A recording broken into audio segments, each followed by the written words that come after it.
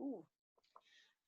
Okay, so welcome everybody to our very first webinar. So thank you to those of you that are joining us live, and also to those of you watching the playback as well.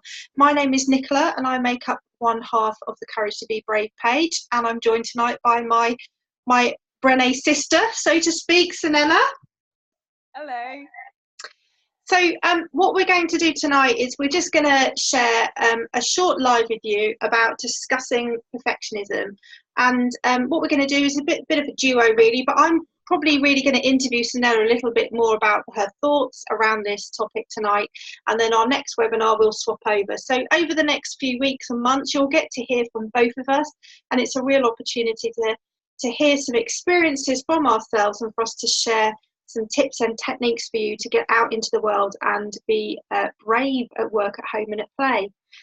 For those of you live, please feel free to join in. The chat box is on the bottom right hand side of your screen, so if you've got any questions or you'd like to make any comments, please do join in. We'd love these webinars to be as interactive as possible. And again, for those of you watching the playback, you matter to us as well, so again, please make sure when we've posted this link that you do comment if you want to, ask questions, again comment, and again we will respond in time to those as well. So this really is about having that rich conversation, but making sure those that can't make it live don't miss out on that as well. So thank you, Sanella, for joining me tonight. It'd be fair to say we've been challenged by technology over the last 24 hours, but we continue to be brave and move on. Absolutely. You wouldn't think that we are in 21st century, as you know, the way my internet connection is working, but we are here, and I thank you for your patience, and I thank the opportunity to do this. So yeah, I'm pleased that we are here. Yeah, this is a really exciting opportunity for both of us, really. We're incredibly passionate about what we do. We have this shared love of Brené, and this is the first in a series of webinars to help you really get a bit more of a flavour for what we're about and what we're sharing, and to bring some real life experience and examples into that as well. If you like what we do, please check out the page, please check out our events that we have. So we have several events coming up, and I'll tell you a little bit more about those at the end of the webinar as well. So without further ado, let's talk about perfectionism. Perfectionism, yes. So I think it's, we mentioned Brené a couple of times, and it's worth just putting this into that context, that this work, especially this thing about perfectionism, comes from her research. And for those of you who don't have a clue who Brené is, she is a research professor from the University of Houston. She has researched vulnerability and shame, empathy, self-compassion, etc. For over around 20 years, last 20 years. She has published a number of books, so things that we work with are Daring When and Rising Strong. And she's just about to publish another one, How to Be Daring Leaders, or How to Be Brave at Work. So everything we say is drawing from that research. So sort of to give credit where credit's due, and it's Brené who kind of brought us all this. Now perfectionism, I'm really passionate about this, because when I was going through the training for Daring Way, that is one thing that I did not expect to be such a big thing and to make such a difference in the way I started showing up in my life, but it did. Okay, so and I love talking about that, and I think it's something that a lot of us have a wrong perception about. Okay, so I think probably best thing to start from there, from that wrong perception of perfectionism. Now, if you asked me 2-3 years ago, and if you asked me at any point before that, I would have said that I'm really proud perfectionist. And that what I thought when I used to say that, what I meant is that, or I thought that means that I'm somebody who is passionate about her work, who likes to do things to the best of my abilities, who just has certain standards that tend to be high, and that's what I thought perfectionism is about. Okay, now from Brené's research, that did not come out to be true. Okay, so what her research showed, that if what I've just described, which is basically defined as healthy striving, but this is something that we do because we believe that we want to show up in that way in the world. So those are high standards that we have, about things, about our work, about how we are, how we move around the world, in the world. That is internally motivated, and that is what she defines that the healthy striving.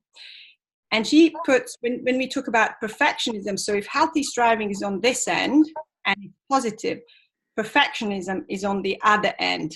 Okay, and perfectionism has nothing to do with our internal desire to be the best we can be. Perfectionism is actually externally motivated, and the only question that perfectionism is trying to satisfy is the question, what will other people think? Okay, and therefore when we have perfectionism, when we use perfectionism, when we say we are perfectionists, what we are saying is that we care almost, well, too much or exclusively about how other people will perceive us. And she called, and so the kind of image about perfectionism, what it is, and she calls it, it's an armor. It's something that we put, and when I think about it, I kind of think something that you put, from the top of your head, you kind of cover yourself to the ground with this edited version of yourself that you put out to the world, because you are trying really hard to avoid any criticism, any judgment, or any blame from other people. It's paralyzing, isn't it? I think that's how I would describe it. And I know from my own work that for me, I waited over 2 years to launch something because I was so fearful of what others would say, how others would judge it. What if it went out then it was like tumbleweed and got completely ignored? Because I thought, that's what I had to do, and that sort of nudge to keep saying, well, it's not quite perfect yet, was that sort of internal narrative that was going on for me. And I think that's one of the biggest things that I've taken from the Brené research that I've done, is stop waiting for perfect, because actually it doesn't exist. Because every time we think we're nudging towards perfect, we just move the goals again. We think of another excuse or another narrative that actually stops us getting to where we want to be. And it's that courage, isn't it, to actually say, do you know what, I'm going to put something out there, and I'm not going to be attached to it in the way that I was before, in terms of worrying about what people think. Absolutely, and there are a couple of things in there. So the thing that is the perfectionism, when we buy into that, we put it on because we are trying to make a connection with people. We are trying to make sure that what we put out there and who we are out there, that people will like it. And if it doesn't work, so let's say for this webinar, let's say, all the work that we've done in preparation to it, everything that was that I did and you did in order to make the best possible webinar. And if we are driven by perfectionism, if it happens, like it does happen, that somebody doesn't like it, somebody doesn't, it doesn't kind of rock their world, it does, somebody leaves a negative comment. What perfectionism, if you buy into that, then you buy into the process, which basically says, oh my God, I did not do it perfect enough. So let me go back and let me try to perfect it.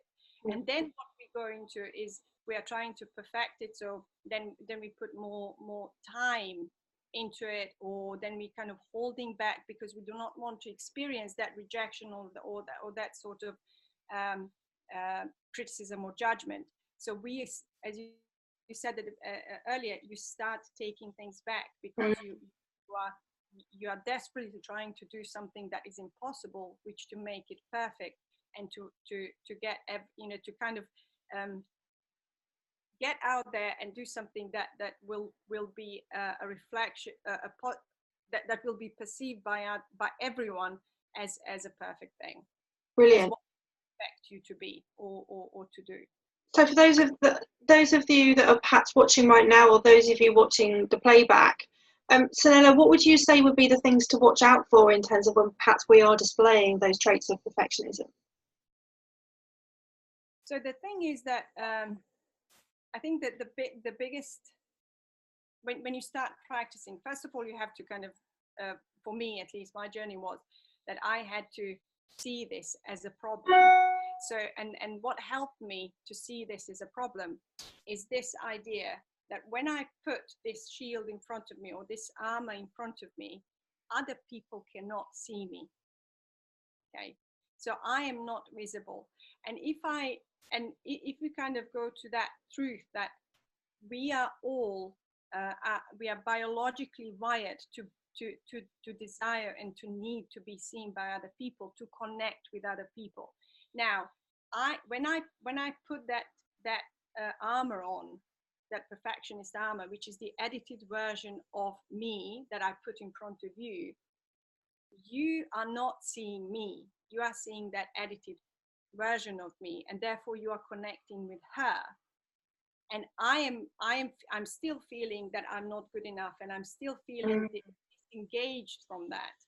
And and that was the biggest thing, that biggest sort of aha moment for me, that I thought, okay, that is definitely what I do not want.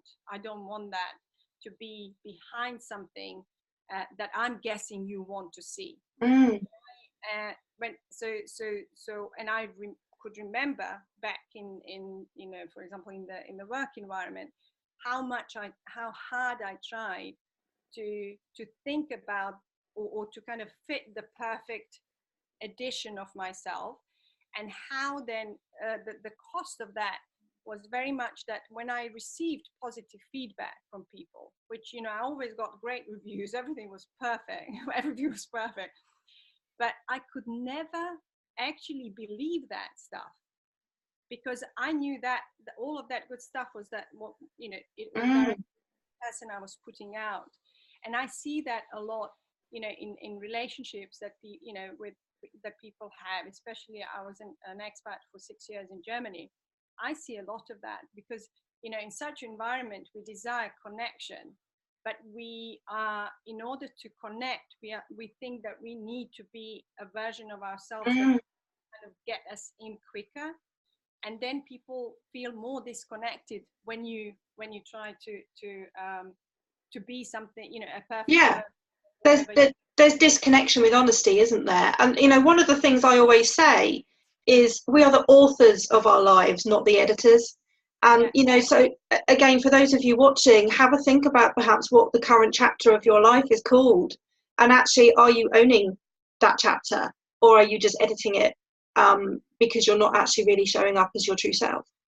No, absolutely. So so once you kind of get into that is that is not what you want to have. You decide to put that armor down. I think the things to watch out for is really kind of figuring out for yourself what is the distinction for you between perfectionism and healthy striving. And if you've been a perfectionist for for a long time, like I have been, then it's something that you have to be mindful and watchful, and you kind of learn as you are practicing. And I usually have two things that tell me quite clearly where I'm sitting, and one of them, the first one, is that I can just ask myself, if I'm doing something if I'm going somewhere, if I'm, feeling, because we are not saying that, by dropping perfectionism, you suddenly do not care what people think. That's Mm. just not that. And that would also be very wrong, because then you are disconnecting in a different way. So what, when you are dropping that armor down, and you're deciding to come and be seen as you are in your authenticity, what you are really what you are doing, you still experience the same feelings of wanting people to like and connect with you and appreciate what you're doing, etc. But the way to check in, the way I check in with myself, is I just ask myself, who am I doing this for? Mm. Okay. And that could be enough, like, for the, I'm totally, not 100% fabulously comfortable doing this, but it's the but if I see myself that I'm slowing down, or I do not want to do something, I just have to check in and see, am I doing it the best I can? uh, and therefore I need to move forward and be courageous, and that's the value that I have. And if the answer is like, I'm really worried what Claire will think, or what, somebody else will think, then I have a choice, and that's Absolutely. So I just want to pick up on a few of the things that you've said, really, just to reiterate, just for those watching, because there's some real rich stuff that's coming out tonight. So there's something around disconnection. There's, if you're feeling disconnected, or you feel that you're not really showing up as you, so that perhaps that value of honesty isn't quite there.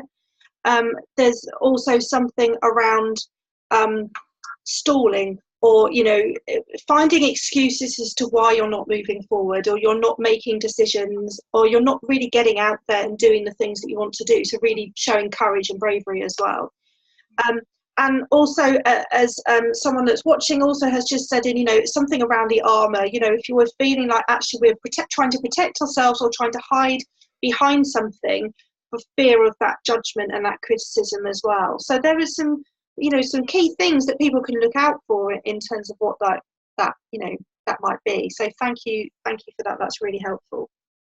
So yeah. um lastly, the last question I want to ask you tonight then really is, so what do we do when we're in perfection? How do we get ourselves out of that? And I guess the key thing I want to just express here is, we're not saying by watching this webinar today that by tomorrow you're not going to be a perfectionist anymore. This is work in progress. You're going to have to get used to what that is for you to be a perfectionist, if that is a trait you think you have. And as Sanella says, and I said, this is something that we've both wrestled with for a long time. As I said, so it's not a quick thing, but it's about keep showing up and being real with it, and acknowledging that perhaps that's where you're going, so that you can come out of it. So perhaps, Sanella, if you could just share some ideas there around what people can do when they're experiencing it, that would be really helpful. I mean, I think you said this is a process, and I jokingly say I'm a recovering perfectionist, and I don't, if you've been if you've used that armor for a long time, it's very hard, as we all know, it's very hard to kind of just snap out of it, and it's not an issue for you anymore, just because you know about it. I think the key thing is just to wrestle with this idea: do I want to hide myself behind perfectionism, or do I want to embrace these high standards and excellence that I'm striving for? One is a positive force, one is a shield that kind of weighs you down and keeps you hidden from the world, and keeps you it actually prevents you from being courageous. And that's what this is all about, to be courageous, to go after things that matter in life.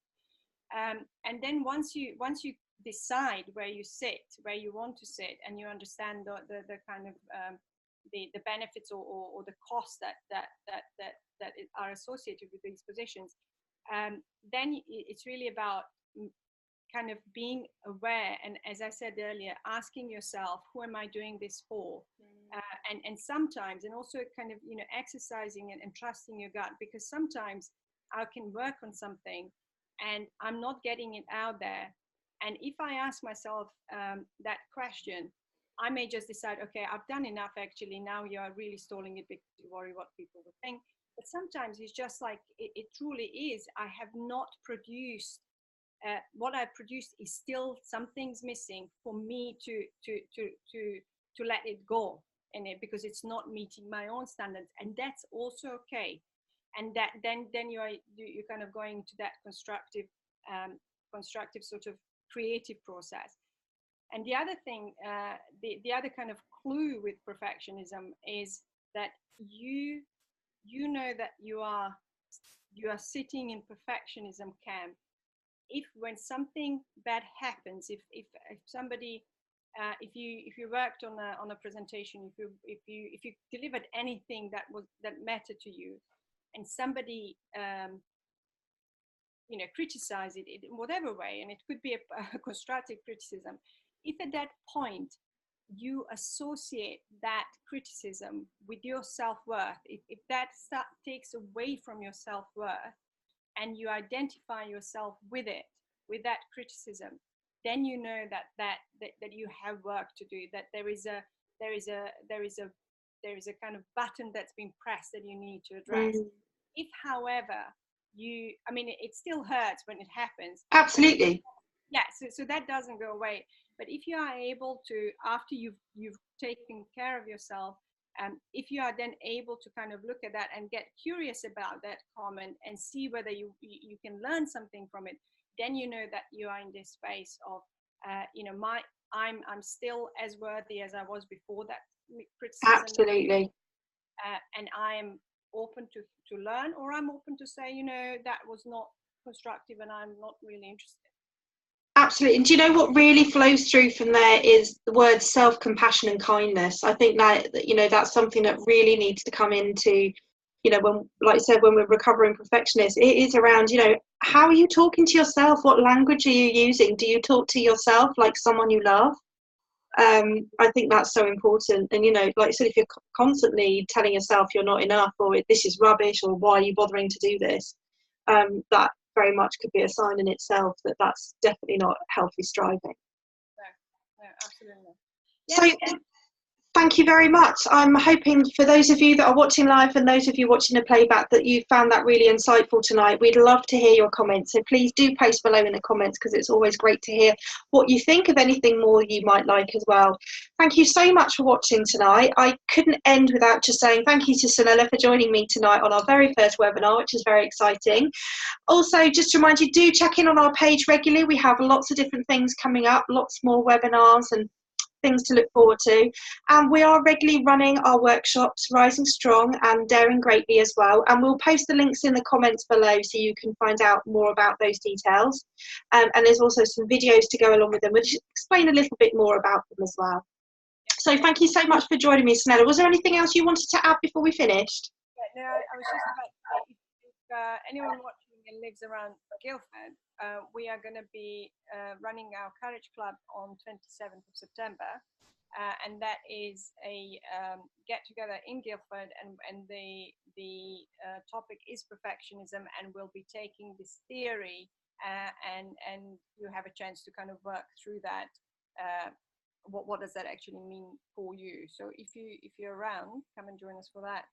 Fantastic. Yeah, so Courage Club is again something else that we're running regularly in Guildford every couple of months. A safe little space to come and join us, maximum of 10 people to come and share in a brave, safe space. So thank you very much for joining us, and we look forward to speaking to you again soon. Take care.